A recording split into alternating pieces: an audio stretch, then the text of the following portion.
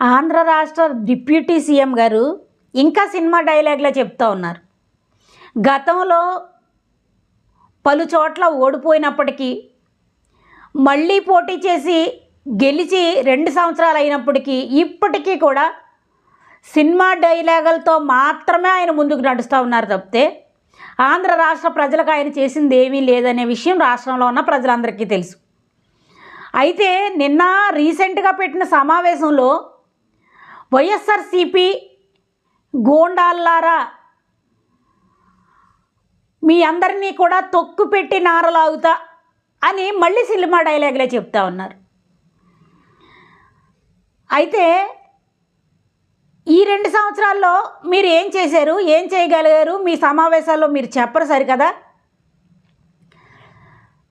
తెలుగుదేశం వాళ్ళు జనసేన వాళ్ళని కొడుతున్నారు, తిడుతున్నారు, అవమానిస్తున్నారు, లోకప్ డెత్తులు చేస్తూ ఉన్నారు, హత్యలు చేస్తూ ఉన్నారు. అయినా కానీ ఈయనకి పట్టదు, పవన్ కళ్యాణ్ గారికి పట్టదు.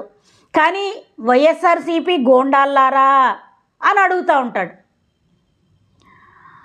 సరే, దీంట్లో మళ్ళీ అంటారు ఇంకా 3 సంవత్సరాల తర్వాత ఒకవేళ వైఎస్ఆర్సీపీ ప్రభుత్వం వచ్చినా అప్పుడు కూడా నేనే తొట్టుకు పెట్టి నారలాగుతాను అంటాడు.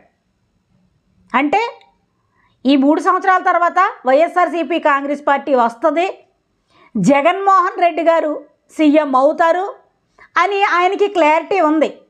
అందుకే అభద్రతాభావంతో ఇప్పటి నుంచే సినిమా డైలాగులు చెప్తూ ముందుకు నడుస్తూ ఉన్నారు. ఇంకా ఈ 3 సంవత్సరాలు కూడా సినిమా డైలాగులు చెప్పడం తప్ప మీరు చేసేది ఏమీ లేదని రాష్ట్ర ప్రజలందరికీ అర్థమైంది.